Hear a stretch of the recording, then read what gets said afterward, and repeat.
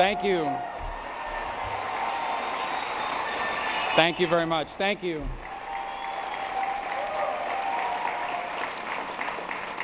I'm not sure who brought Barack Obama's teleprompter, but I wish I could move it so I can see you guys. But anyway, I am really honored to be here. I want to thank Tom for that introduction. I want to thank Adam Hasner, our other chair, and so many people that are helping us across the state. And I want to thank the chairman of the Republican Party, Blaise Ngolia. He is doing a great job, and I just signed the paperwork to be on the ballot. I'm the first person to sign the paperwork to be on the ballot for president.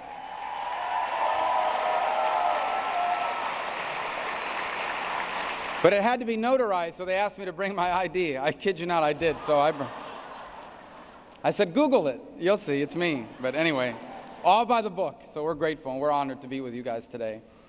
Look, I think over the next few hours, perhaps day and a half, you're going to hear from some excellent people that are choosing the presidency. And I think we as a party are blessed to have so many good candidates. The Democrats can't even come up with one.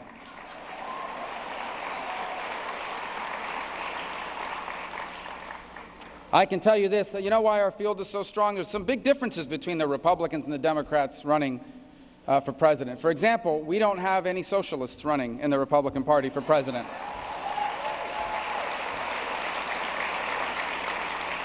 And none of our candidates are under investigation by the FBI for either.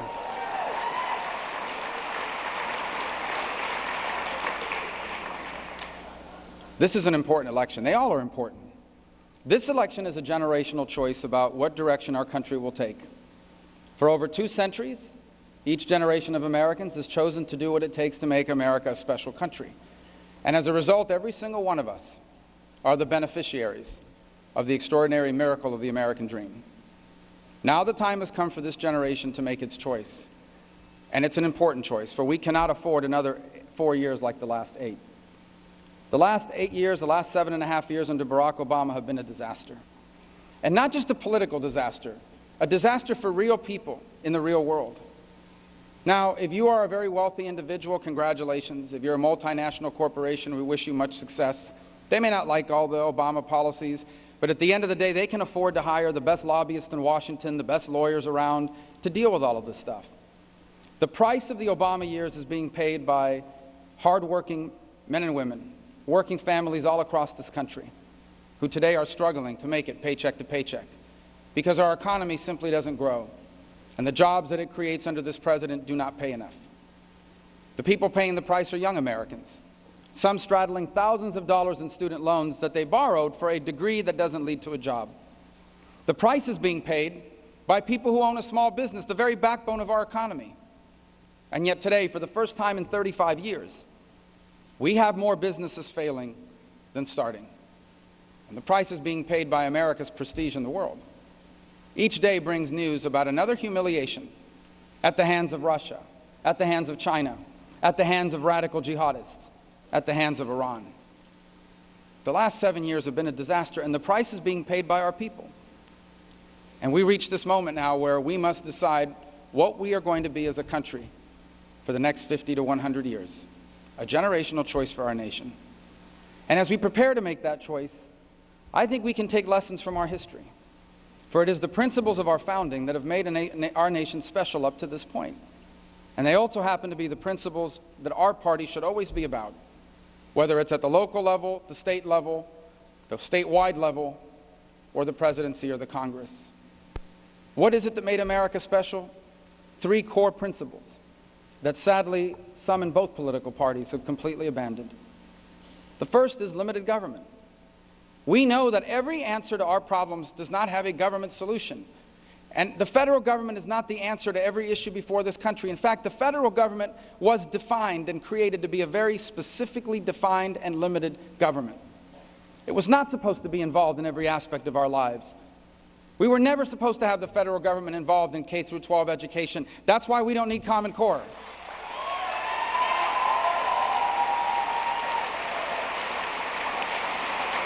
The one thing our federal government must do, and only our federal government can do, is provide for the common defense, the national security of the United States. But today, under this president, we are failing in that regard. $1 trillion in defense cuts await us. And what does that mean in practical terms? The smallest and the oldest Navy and Air Force ever. 40,000 positions slashed over the next 2 years from the Army. In a time when the world is more dangerous than it's been in my lifetime. A lunatic in North Korea has dozens of nuclear weapons. The Chinese are building up their military faster than any nation ever has, as they take over the South China Sea and hack into our computers and practice blowing up our satellites. A gangster in Moscow is sowing instability in Europe and now in the Middle East. A radical Shia cleric, which is what the Ayatollah in Iran is, a radical Shia cleric, is about to receive $150 billion of sanctions relief thanks to Barack Obama. And he will use it not to build hospitals and bridges and roads. He will use it to sponsor terrorism, to kill Jews, to kill Christians, to kill Americans. He will use it to build a long-range missile of his own. And he will one day use it to buy or build a nuclear warhead. And as if all these challenges were not enough, we now have multiple radical jihadist groups across dozens of countries and multiple continents. And in the face of all these threats, we are gutting our military capability. And that is why one of the first things this party must always be about is we must be the party of a strong national defense.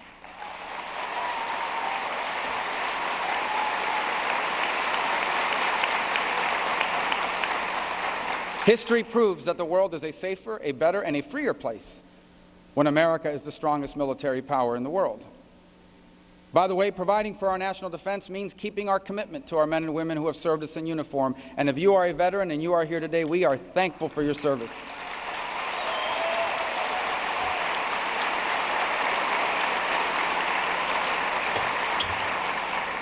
We make them two promises. The first is, if we ever put you into hostilities, we are never going to put you in a fair fight. You're going to have better equipment, better training, and better information than any potential adversary. That is a promise we will not be able to keep if we continue the Obama policies on national defense. And the other promise we make them is when you come home after taking care of us, we are going to take care of you. Well, we're not keeping that promise either.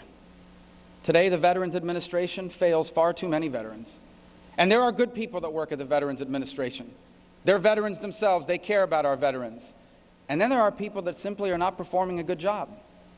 And that's why I'm proud that last year, along with another member of Congress from Florida, Jeff Miller, we were able to pass a law that says if you are a senior executive at the Veterans Administration and you're not doing a good job, the Secretary will have the power to fire you. And that law passed. That's the good news. The bad news is they fired one person, and it's on appeal. The bad news is they awarded over $300,000 in bonuses to some of the people that should have been fired. So we need a VA that is accountable, and we also need a VA in which the benefits follow the veteran, not the veteran follow the benefits, which means if you are a veteran and the local VA can't see you, but another hospital down the street can, you will be able to take your benefits to any doctor or any hospital that's ready to see you and treat you.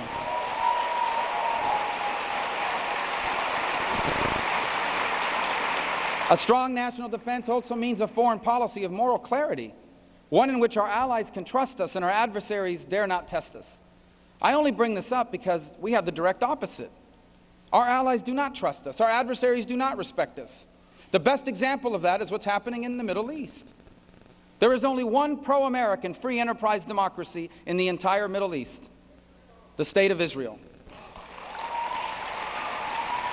Well, today we have a president who treats the Prime Minister of Israel with less respect than what he gives the Ayatollah in Iran. And that's why, if I am fortunate and blessed to be elected President of the United States, on my first day in office, I will cancel the deal with Iran that this president has signed.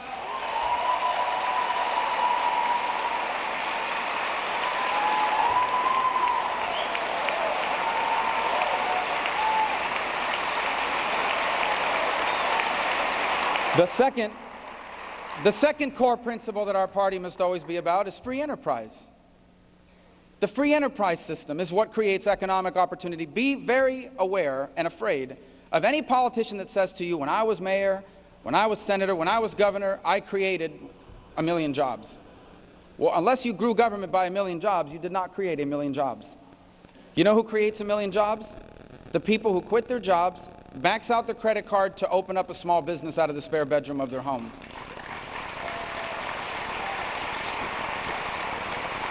The private sector creates jobs. And the job of those of us in public office is to ensure that America remains the best place in the world to start a new business or to grow an existing one. That is the job of those of us in public service. And that is why we're for tax reform.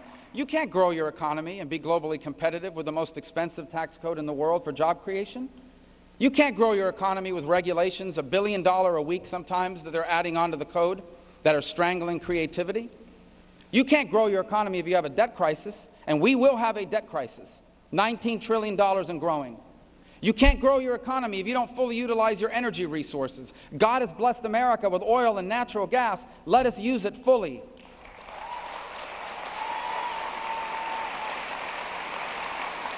And you can't grow our economy with a health care law that raises prices, lowers quality, and encourages employers not to hire people. And that is why we must repeal and replace Obamacare.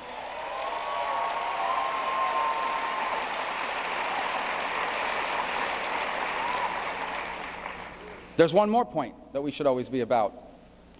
For free enterprise and limited government are core principles of America's founding. They're the key to our prosperity and our liberty. But there's one more thing we can never forget. You cannot have a strong nation without strong people. And you cannot have strong people without strong values. The thing is, no one is born with strong values. Your values are taught to you, and then they are reinforced in you. And government cannot replace that. Government can tell you what's legal. It cannot always tell you what's right. Right and wrong, good and bad, that is learned from your values instilled in you in the family, the most important institution in society.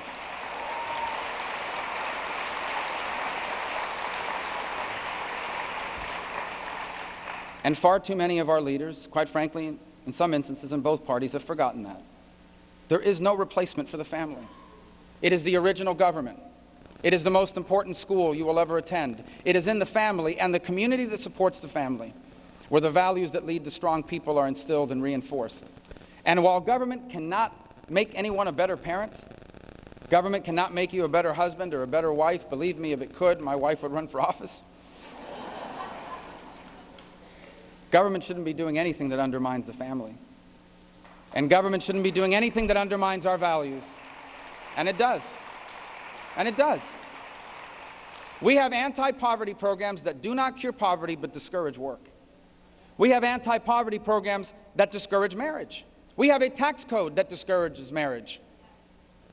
And we have a government that increasingly is targeting the faith community in this country and undermining the values that they teach our children and our families.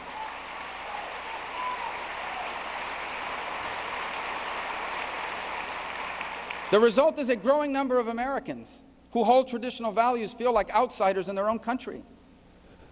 If you believe in basic principles like marriage should be defined as the union of one man and one woman, if you believe that all human life is worthy of protection,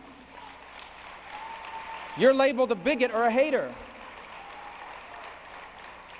One of the things I believe passionately is if I'm President of the United States, I will not appoint judges that do not understand it. I will not have judges appointed that do not understand the limits the Constitution places on the federal government, and I will have a Justice Department that defends the religious rights and liberties of every single American.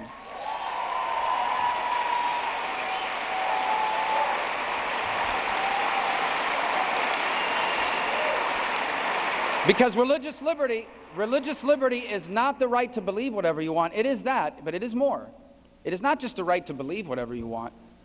It is the right to exercise it in every aspect of your life, at work and at home. Key among our fundamental rights is also the right to self-defense. It's one of the reasons why we have a Second Amendment.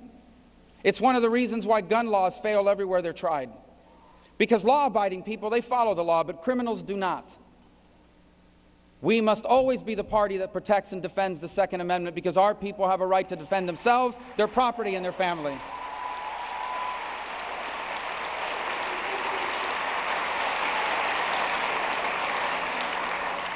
The key to our success as a party and as a nation lie in re-embracing these three principles: limited government, free enterprise, and strong families with strong values.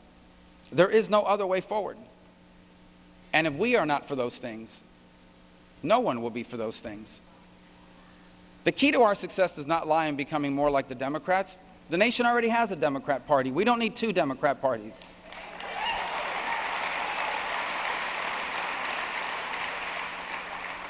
The key lies in convincing our nation, and I believe we can, that the only way forward for America is to re-embrace the principles that made this the greatest nation ever, and to apply those values and those principles to the unique challenges of a rapidly changing world. The world is a different place than it was 5 years ago, not to mention 20. Our principles still work, but the world is different. The economy is now a global one. We must compete against dozens of other countries. The pace of change is faster than ever. As I said the other night at the debate, it took the telephone 75 years to reach 100 million people. It took Candy Crush 1 year to reach 100 million people. The world is changing, and it has disrupted people's lives. These economic changes are like the Industrial Revolution, except they're happening every 5 years, not every 100. And it's wiped out jobs that once sustained our middle class. It's wiped out industries that once sustained us. And the truth is, some of these industries and some of these jobs may never exist again. But in the 21st century, new jobs can be created that actually pay more than the ones we've lost. New industries can be created that are better than the ones we've lost. The question is, where will they be created? In America or in some other place? And that is the challenge before us. The challenge is to convince people that the principles we stand for are the only way to recapture the greatness of this nation and expand it to places even further than it's ever gone before. And the stakes could not be higher. For we are running out of time. We still have time, but we are running out of time. The bad news is that today we are on the road to decline. I know that this is a Republican gathering, and so perhaps saying something about your own party that's less than kind is not always the right thing to do, but it's the truth. Both parties are to blame for this road that we're on.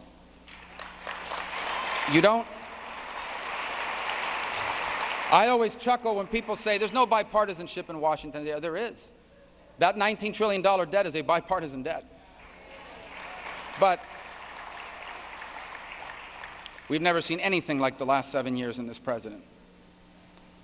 We are on the road to decline, and what that means is if we don't change, if we don't turn the page, if we don't allow new people with new ideas to lead this country into this new era, I believe that our children, sadly, will be the first Americans in history who will inherit a life worse than their parents. But here's the good news. It doesn't have to be this way. There is another way forward for us. There is another way forward for us, but we must embrace it. And that's why I chose to run for president. Because I honestly believe that if we do what needs to be done, the greatest era in our history is right before us. But the time to act is now. We really can't wait any longer. We cannot wait any longer. You know, I said this last night to a group, it's easy to think that America's always had it easy, that we've never faced challenges. That's just not true. We've always faced challenges. We were founded by declaring independence from the most powerful empire in the world. It's quite a challenge. We had a civil war that divided our nation brutally, almost ended it. That was a challenge. The First World War created carnage mankind had never seen. Then, right after the First World War, a Great Depression. And then a Second World War. And then after that, a long Cold War that threatened the existence of life on this planet. We have always faced great challenges. Ours is the story of a people that have always confronted their challenges and embraced their opportunities. Now the time has come for this generation to do its part. And we are all called to this task, for we are all the beneficiaries of the extraordinary miracle of America. But I feel personally called to this passionately, because America is not just the country that I grew up in, it's the nation that literally changed the very history of my family. I don't come from wealthy and politically connected parents. I was born and raised by people that know America is special because they know what life is like outside of America. And they never became rich or famous in America either. But they were successful because through hard work they were able to own a home in a safe and stable neighborhood and retire with dignity and leave all 4 of their children better off than themselves. But that's not just my story, that's our story. It's especially the story of Florida, a state where people have come from all over the place in search of a better life. Some came here fleeing socialism in Venezuela. Some fleeing socialism in New York.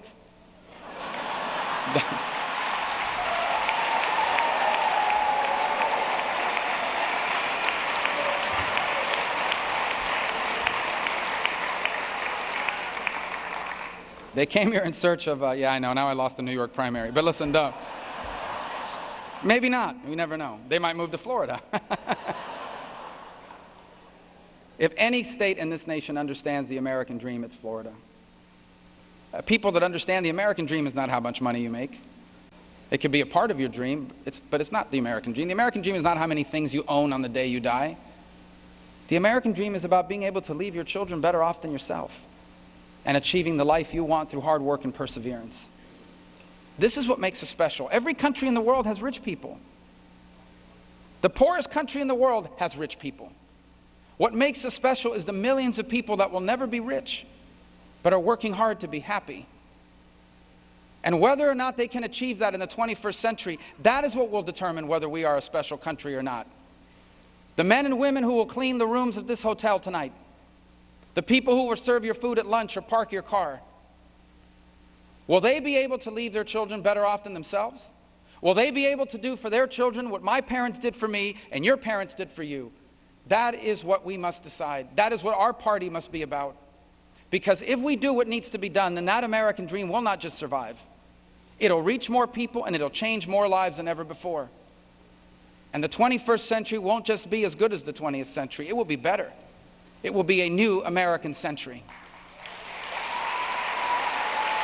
And so, I will close by thanking you for the chance to address you today. I'm grateful to be back home. I will spend some time over the next few weeks in Iowa, nicest people in the world. Even the hecklers are polite. In New Hampshire, incredibly well-informed voters. In South Carolina, a state that's so vibrant. A state that in many ways embodies the promise of the new economy. Go Gators. Let's keep that on the down low until, well, probably too late for me. Anyway, and then Nevada, a state that I actually lived in for 6 or 7 years growing up, a place where I learned a lot about the American dream, watching my parents work hard. Then through the SEC primary, which, depending on how the Gators do at the SEC championship, I may not win. And then Florida, this extraordinary place, unlike any in the country, I think, because it brings so many people from so many places who passionately believe in the American dream because they've lived it. They too came from someone who did not come from privilege or political connection. They too had to come and restart their lives, and America gave them a chance to do what they never would have been able to do in another state or in another country. And hopefully, God willing, if it is God's will and yours, I hope that I am blessed with the privilege and the honor of trying to repay a little bit of the debt I have to this country. America owes me nothing. But hopefully, I will be blessed with the opportunity to serve this nation in its highest office, because if we can do what needs to be done, you and I will go down in history as the authors of the single greatest era in the history of this great nation. Thank you very much. God bless you. Thanks for having me.